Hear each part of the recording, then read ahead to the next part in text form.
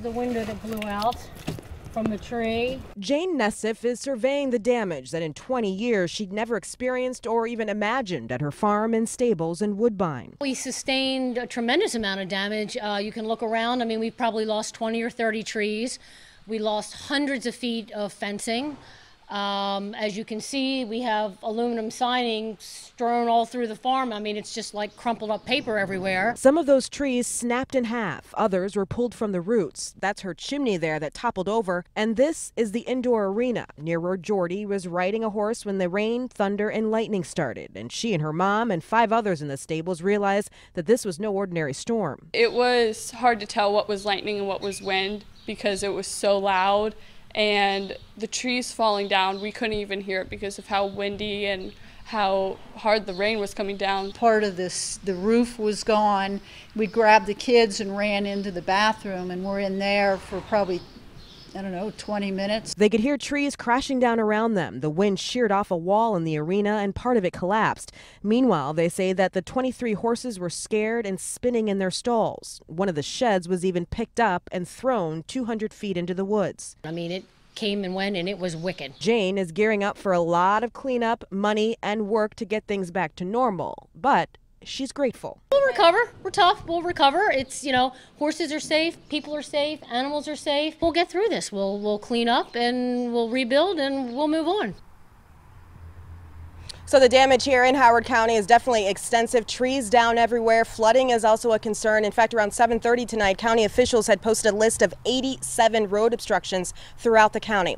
We're live in Howard County tonight. Kai Reed, WBAL TV 11 News. Okay, thank you. We'll take one look at a home in Glen Elgin, Howard County, and it's really hard to believe that no one was injured or worse.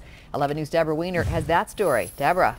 Donna, when Todd Heisig's daughter called him at work to tell him a tree hit their home of 25 years, he had no idea what to expect, and then he got home to Burnt Woods Road.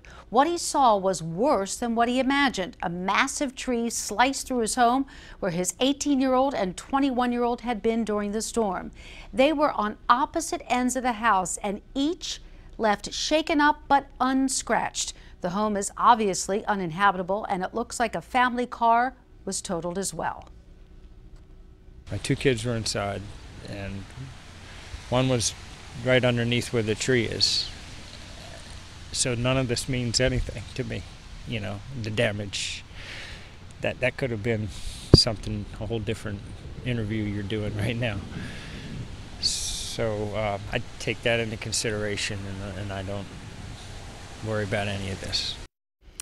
The family plans on rebuilding the home. Heisig says he raised 5 kids in the house, and while it won't be the same, it will be all right. Lucky?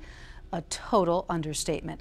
Live in the studio, Deborah Weiner, WBAL TV 11 News. Amazing story, Deborah. Thank you. Also in Howard County, here's a look at the Glenwood community near Cobbs Road and Eldersley Court. There are trees and power lines down. Some power line poles even snapped in two as the storm passed over. Nick Doa wasn't sure what to expect on his way home after hitting backed up traffic at every turn. I got here, it was an adventure getting through. 97 was all backed up. Coming in here the other way, the other side of the road was blocked off. Ended up making a big loop around. I had another 15 minutes to my trip. But yeah, it was it's a lot of damage. It's going to take a lot to clean up. And Doa says trees took out some of the fencing at his home, and his roof also lost some shingles.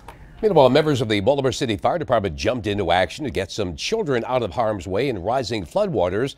They are from Engine Company 58 in the Cherry Hill area. The firefighters say if you're driving and you see high water, follow the rule. Turn around, don't drown. You can get weather radar and lightning tracker right at your fingertips. Track storms as they move through Maryland in the WBAL TV mobile app. And be sure to turn on push alerts to get severe weather alerts for your area.